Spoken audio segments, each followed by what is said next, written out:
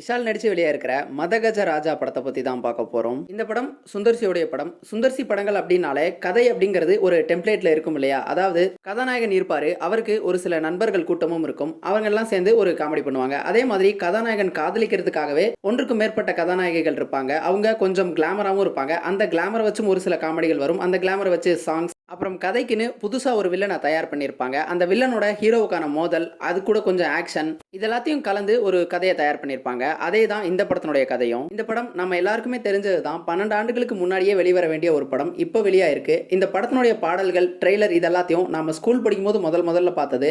அந்த படம் இப்ப திரைக்கு வரப்போகுது அப்படிங்கும் பொழுது இந்த படத்துக்கு ஒரு நாஸ்டால்ஜிக் எஃபெக்ட் இருந்தது. அந்த காரணத்தினாலேயே இந்த படத்துக்கு ஒரு குறைஞ்சபட்ச எதிர்பார்ப்பும் இருந்தது. அந்த எதிர்பார்ப்பை ஓரளவுக்கு நிறைவேற்றுறது சந்தானம் தான். சந்தானம் கதாநாயகன் ஆகிட்ட பிறகு ஒரு சில நல்ல காமெடி படங்கள் நடிச்சிருந்தாலுமே கூட அவர் முழு நேர காமெடியான இருக்கும் பொழுது இன்னும் நல்ல நல்ல காமெடிகள் பண்ணிக்கிட்டு இருந்தாரே அப்படிங்கிற ஒரு எண்ணம் நம்மள நிறைய பேருக்கு இருக்குது. இந்த படத்துல அவர் வரக்கூடிய பல இடங்கள்ல நம்மள சிரிக்க வச்சிட்டாரு. அவருடைய ஒன்லைன் காமெடிகள் ஆகட்டும், டைமிங் காமெடிகள், இது எல்லாமே ஓரளவுக்கு நல்லாவே ஒர்க் அவுட் ஆகியிருந்தது அப்படின்னே சொல்லலாம். இந்த படத்துடைய ஃபர்ஸ்ட் ஹாஃபை பொறுத்தளவுக்கு ஒரு நல்ல லொகேஷன், அங்க இருக்கக்கூடிய ஒரு ஃப்ரெண்ட்ஸ் கேங், அவங்க அங்க ஒர்க் அவுட் பண்ணக்கூடிய சில காமெடிகள் அப்படின்னு இந்த படம் ஓரளவுக்கு நல்லாவே இருந்தது. ஆனா இந்த படத்தினுடைய பிரச்சனையே இந்த படத்தினுடைய செகண்ட் ஹாஃப் தான். செகண்ட் ஹாஃப்ல புதுசா ஒரு வில்லனை அறிமுகப்படுத்துறாங்க. ஹீரோவுக்கும் வில்லனுக்குமான அந்த மோதல்லாம் கொஞ்சம் கூட ரசிக்கிற மாதிரியே இல்ல. அதே மாதிரி ஹீரோ சண்டை காட்சிகள் எல்லாமே இது படத்துக்கு இது எதுக்கு அப்படிங்கிற மாதிரி தான் இருந்துச்சு தவிர எங்கேயுமே அது ரசிக்கும்படியாவே இல்ல. முதல் பாதிய மாதிரியே இந்த முழு படத்தையுமே ஒரு முழு நேர காமெடி படமாவே எடுத்திருந்தாங்க அப்படின்னா இந்த படம் இன்னுமே கூட நல்லா இருந்திருக்கும். இப்போ இந்த படம் ஒரு சில காமெடிகள் நல்லா இருக்கக்கூடிய ஒரு சுமாரான படமா இருக்கு. விருப்பம் இருக்கிறவங்க ட்ரை பண்ணி பாருங்க.